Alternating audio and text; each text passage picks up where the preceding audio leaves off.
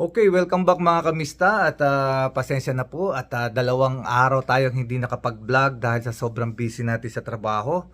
At ngayon nga po ay meron naman tayong pag-uusapan at magandang magandang balita ito at medyo masaya. So bago ang lahat babatiin ko muna kayo ng magandang madaling araw sa inyong lahat diyan at magandang tanghali naman dito sa akin.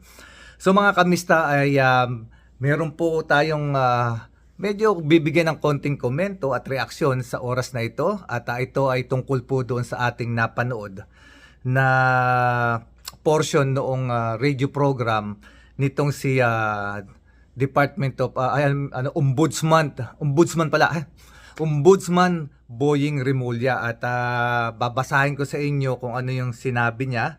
Actually napanood ko rin ito pero ito yung eksaktong word na binitawan niya. Kasi ito ay tungkol doon sa lumalabas na balita sa Senado na ito raw si Speaker Tito Soto ay nangangamba dahil sa impeachment at yung mga boboto na against sa impeachment ni VP Sara. Pero sabi ni Ombudsman Rimulya ganito, sabi niya kay Tito Soto hindi dapat ikabahala itong planong kudita muli sa Senado. Dahil sa nalaman naman natin last week nagtangka pong patalsikin si Tito Soto nitong grupo ng mga maka-China ng maka Sara Duterte. Pares pala sila, maka-Sara at maka-China nga pala yung nagtangka na yun. yung siyam na may nabasa ako yun daw po yung siyam na Judas line. At o nga pala, meron daw yata ilalabas sa kaso doon sa naglabas ng yung Judas line. So, anyway, nagagalit ang tao doon sa siyam na yon kasi yun nga raw po yung nagtataksil. So, diretso na muna tayo bago natin pag-usapan yan. So, sabi ni Ombudsman Rimulya, wag daw pong mangamba ito si Tito Soto.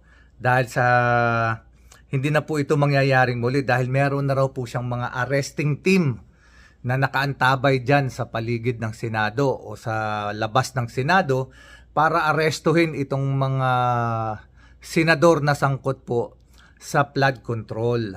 So ngayon po magkakaroon na rin yata ng isa rito ay magkakaroon na ng classmate o magkakaroon na ng kakampi itong si Bong Revilla sa Oblo.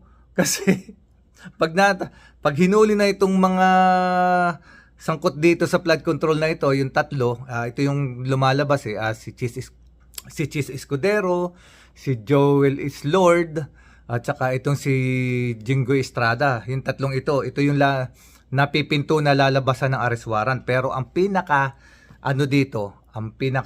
nalalapit sa tingin natin itong si Joel. Si Joel Islulu. Si Joel Islulu. So ito yung sabi ni Boying Rimulya, naka-standby na raw po ang mga arresting team at inaasahang manghihina ang hanay ng mga senador na nagtutulak para patalsikin itong si Tito Soto bilang speaker ng Senado. So mga kamista, ito po kasing mga itong mga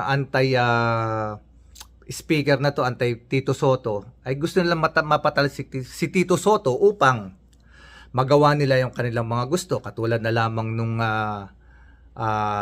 halimbawa, itong sa China, gusto yata ipamigay nung isang senador yung ating Kalayaan Group of Island. At ito namang isa, siyempre, ang gusto nila, siyempre, hindi matuloy ang impeachment na isinampa dito kay VP Sara. At ibang mga kasamahan naman nila, siyempre, ay para sila na nga naman ang mamayagpag na naman at magbuhay hari na naman sa Senado at gawain na naman nila yung mga kabulastugan na sa halip na trabahuhin yung trabaho nila, kung ano-ano mga pinagagagawa nilang hindi kaaya-aya sa mga tao. Pero ito ang maganda nating pag-usapan at bigyan ng reaksyon. Itong kung sino ba yung nalalapit na talaga, magiging classmate ni Bong Revilla. Sa aking pananaw mga kamista, o sa lumalabas-labas na balita, ito pong nalalapit na madadampot o aarestuin walang iba kundi si Joel Islulu. Si Joel Islulu ang malamang na sumunod na makulong at maging classmate ni Bong Revilla. Pero ano yan, magandang balita yan mga kamista kay Bong Revilla kasi hindi siya nag-uisa. may makakasama na siya na sa tingin niya baka sabihin naman niya siya lang ang tinutugis, marami naman din siyang alam.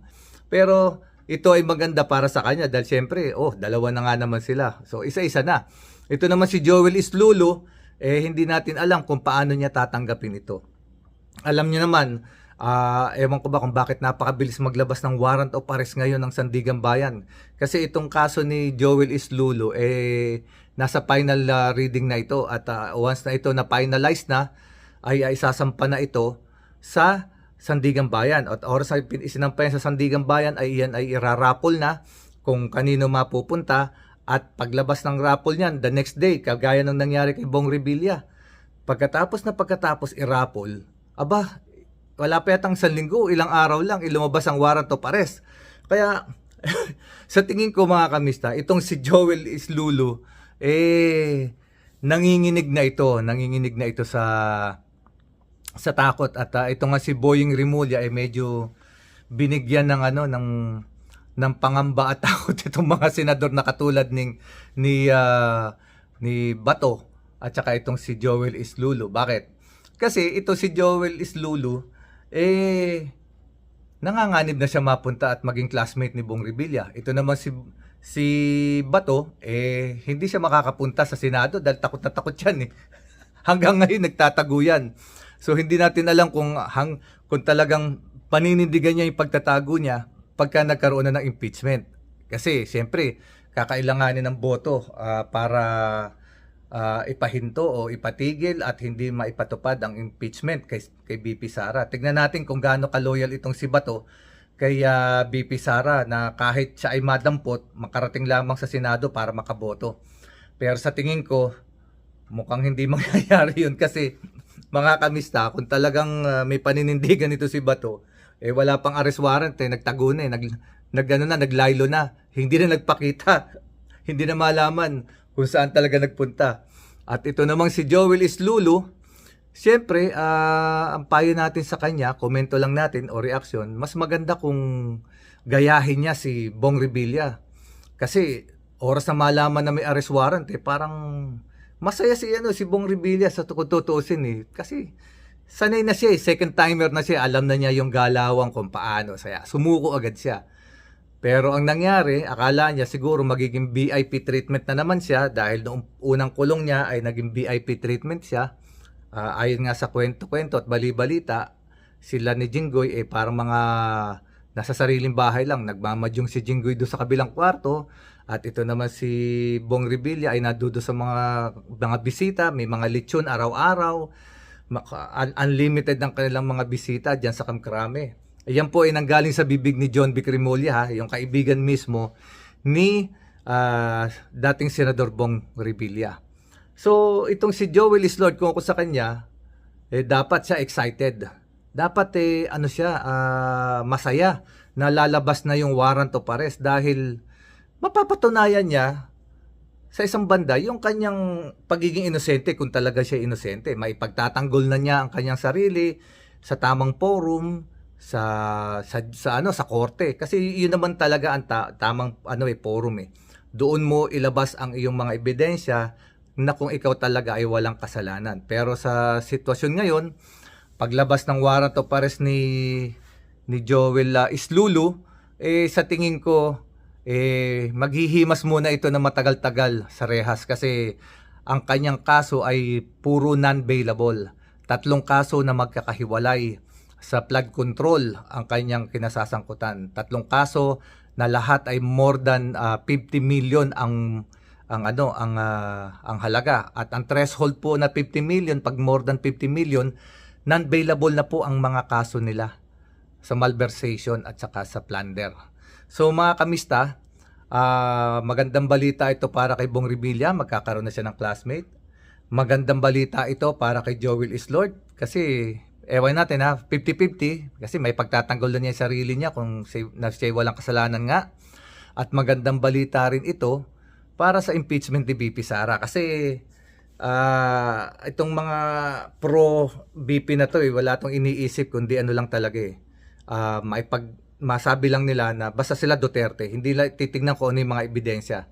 So, sa ginawa ni Boying Rimulya, bababaklas yung mga senador talaga na pro VP Sara at pro China.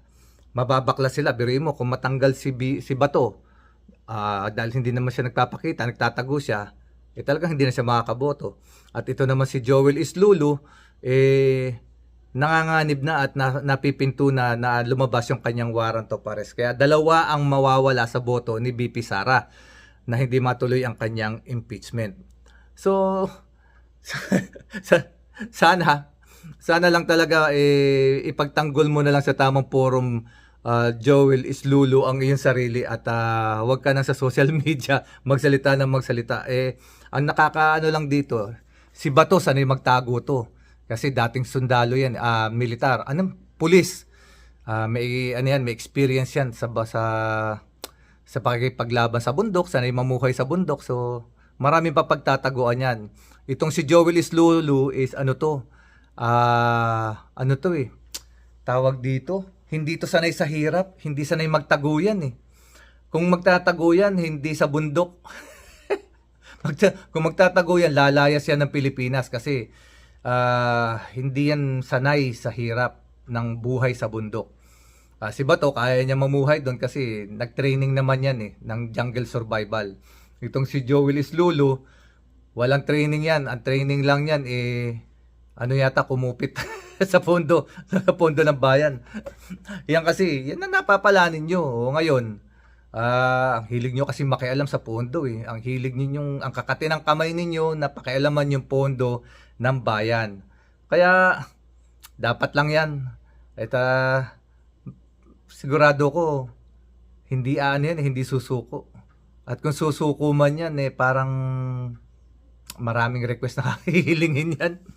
Pero sana, magsama sila sa kulungan ni Bong Revilla, doon sa walang aircon at doon sa kasama yung talagang population ng mga bilanggo natin, hindi yung special treatment, para naman makita ng taong bayan na talaga seryoso yung ating gobyerno na panagutin itong mga nagkasala na biruin mo nagdanakaw lang ng isang pirasong mangga, isang pirasong lata ng gatas kung ipukul agad sa kulungan, ganun-ganun na lang. Itong mga nagnanakaw ng milyon-milyon, bibigyan pa ng special treatment. Maaaring talaga, hindi mawawala na sa isip ng tao na iba ang malayo ang pagkakaiba ng mga tawag dito, ng mahirap at mayaman. So, kaya mga kamista, hanggang dito na lamang po at sana po meron din kayong nalaman sa akin sinabi ngayon. Hanggang sa muli, maraming po salamat. Patuloy nyo po sana subaybayan ng ating vlogging. Pasensya na, medyo pagod po tayo ngayon talaga. 3 nights tayong walang tulog masyado dahil sa heavy yung ating client. So mga kamista, hanggang sa muli, maraming po salamat sa mga kapatid nating Muslim. Assalamualaikum. God bless us all. Hanggang sa susunod na pagkikita sa ating vlog. Salamat po.